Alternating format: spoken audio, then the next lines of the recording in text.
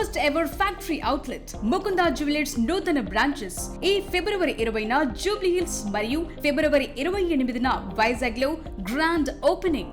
Asifabad municipal పీఠాన్ని BRS కైవసం చేసుకోవడంతో పాటు చైర్మన్, వైస్ చైర్మన్ పదవులను దక్కించుకోవడంతో కాంగ్రెస్ పార్టీ నాయకులు నైరాశ్యంలో ఉన్నారు. రాష్ట్రంలో అధికారంలో ఉన్న ఆసిఫాబాద్ మున్సిపాలిటీ పీఠాన్ని దక్కించుకోకపోవడంతో ఈ అంశంపై విస్తృత చర్చ జరుగుతోంది. కాంగ్రెస్లో నెలకొన్న గ్రూపు విభేదాలే వారి కొంప ముంచాయని రాజకీయ విశ్లేషకులు అభిప్రాయపడుతున్నారు. అక్కడ కాంగ్రెస్ పార్టీకి మెజార్టీ బలం ఉన్నప్పటికీ అనూహ్య పరిణామాల మధ్య చైర్మన్ పీఠం చేజారిపోవడం రాష్ట్ర రాజకీయాల్లో చర్చనీయాంశంగా మారింది. ఆ క్రమంలో కాంగ్రెస్ ధిక్కరించిన పార్టీ కౌన్సిలర్పై ఈసీ అనర్హత వేటుతో ఆసిఫాబాద్లో మళ్లీ పొలిటికల్ టెన్షన్ మొదలైంది. ఉమ్మడి ఆదిలాబాద్ జిల్లా ఆసిఫాబాద్ మున్సిపల్ పీఠం చేజారటం కాంగ్రెస్ కు పెద్ద షాకే అంటున్నారు. ఆసిఫాబాద్ పురపాలక సంఘంలో మొత్తం 20 వార్డులకు గాను కాంగ్రెస్ 7 చోట్ల, ఇండిపెండెంట్లు 4 చోట్ల విజయం సాధించారు. బీఆర్ఎస్ అత్యధికంగా 9 వార్డుల్లో గెలిచింది. అయితే ఆ ఇండిపెండెంట్లు కాంగ్రెస్ రెబల్ అభ్యర్థులు కావటంతో 11 మంది సభ్యుల మద్దతుతో పీఠం దక్కుతుందని ఆ పార్టీ ధీమాగా కనబడింది. అయితే ఓటింగ్ సమయంలో కాంగ్రెస్ కు చెందిన ఒక కౌన్సిలర్ బీఆర్ఎస్ అభ్యర్థికి మద్దతు తెలపటంతో సమీకరణలు పూర్తిగా తారుమారయ్యాయి. దీంతో 9 మంది సభ్యులున్న BRS MLA Kova Lakshmi ex officio vote, Congress rebel ఓటుతో మున్సిపల్ పీఠాన్ని దక్కించుకుంది. ఈ పరిణామం వెనుక స్థానిక నేతల కుట్రలున్నాయనే ఆరోపణలు రావడంతో కాంగ్రెస్ అధిష్టానం తీవ్రంగా పరిగణిస్తోందట. ఆసిఫాబాద్ లో చేతికి అంది వచ్చిన అవకాశం చేజారిపోవటానికి గల కారణాలపై పీసీసీ ఆరా తీస్తోందట. సొంత పార్టీ సభ్యులే వెన్నుపోటు పొడవటాన్ని జీర్ణించుకోలేక కార్యకర్తలు ఆవేదన వ్యక్తం చేస్తున్నారు. ఈ రాజకీయ సంక్షోభం ఇప్పుడు పీసీసీ వద్దకు చేరటంతో బాధ్యులపై చర్యలు తీసుకునే అవకాశం ఉందంటున్నారు. మొత్తానికి ఆసిఫాబాద్ మున్సిపల్ రాజకీయాలు జిల్లా కాంగ్రెస్ లో పెను ప్రకంపనలు సృష్టిస్తున్నాయి. తెర వెనుక ఏం జరిగిందో స్పష్టత లేనప్పటికీ కాంగ్రెస్ తరపున గెలిచిన 7 కౌన్సిలర్లతో పాటు 4 ఇండిపెండెంట్లు కూడా తమ పక్షాన ఉన్న తరుణంలో మున్సిపల్ చైర్మన్, వైస్ చైర్మన్ పదవులు బీఆర్ఎస్ పరమవటం కాంగ్రెస్ అగ్రనాయకత్వాన్ని తీవ్ర కలవరానికి గురి చేస్తున్నాయట. ఎన్నికల సమయం నాటికి ఆసిఫాబాద్ పురపాలక సంఘం కాంగ్రెస్ ఖాతాలో ఉన్నట్లు ప్రచారం జరగ్గా ఓటింగ్ సమయంలో జరిగిన పరిణామాలు ఆసిఫాబాద్ జిల్లా కాంగ్రెస్ పార్టీలో తీవ్ర విభేదాలకు దారితీసి ఫలితాలపై ప్రభావం చూపించాయంటున్నారు.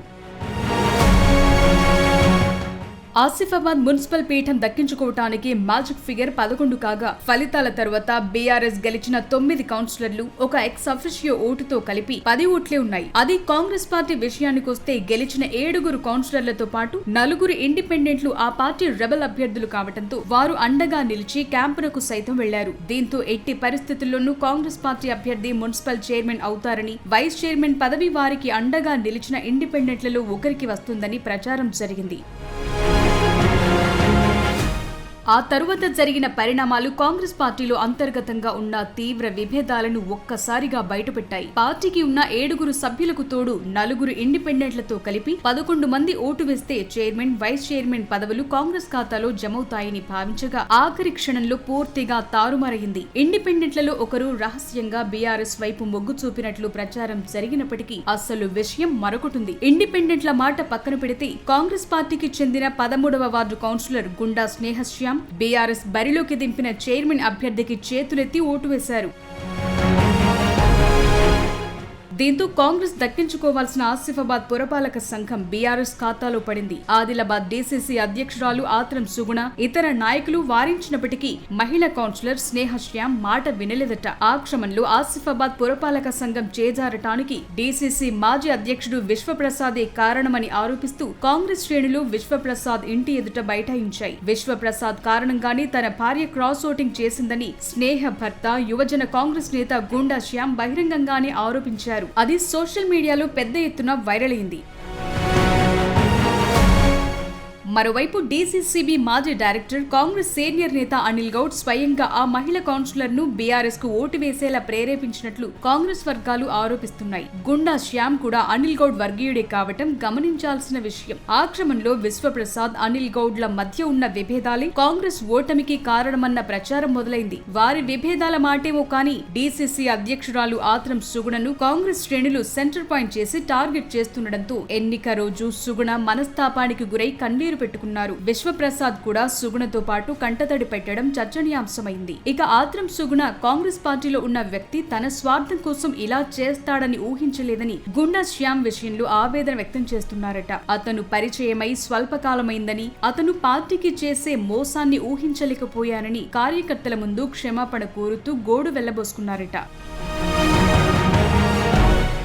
ఈ పరిణామం కాంగ్రెస్ పార్టీ శ్రేణులను తీవ్ర దిగ్భ్రాంతికి గురి చేసింది. దీని వెనుక పెద్ద రాజకీయ తతంగమే నడిచినట్లు పార్టీలోని ఆరోపణలు వ్యక్తమవుతున్నాయట. దాంతో సదరు కౌన్సిలర్ గుండా స్నేహ, ఆమె భర్త గుండా శ్యామ్తో పాటు ఈ తతంగం నడిపించాడన్న అనుమానంతో కాంగ్రెస్ పార్టీ సీనియర్ నాయకుడు అనిల్ గౌడ్ ను డీసీసీ పార్టీ నుండి వెంటనే సస్పెండ్ చేసింది. నేతలు ఒకరిపై ఒకరు విమర్శలు చేసుకుంటున్న నేపథ్యంలో ఈ వ్యవహారం ఇప్పుడు పీసీసీ వద్దకు చేరింది. ఈ నేపథ్యంలో బీఆర్ఎస్ పార్టీకి అండగా నిలిచిన సదరు కాంగ్రెస్ కౌన్సిలర్ దంపతులు సోషల్ మీడియాలో ఓ వీడియో రిలీజ్ చేసి స్థానిక నేతలపై పరోక్షంగా చేస్తోన్న ఆరోపణలు రాజకీయ వేడిని మరింత పెంచుతున్నాయి.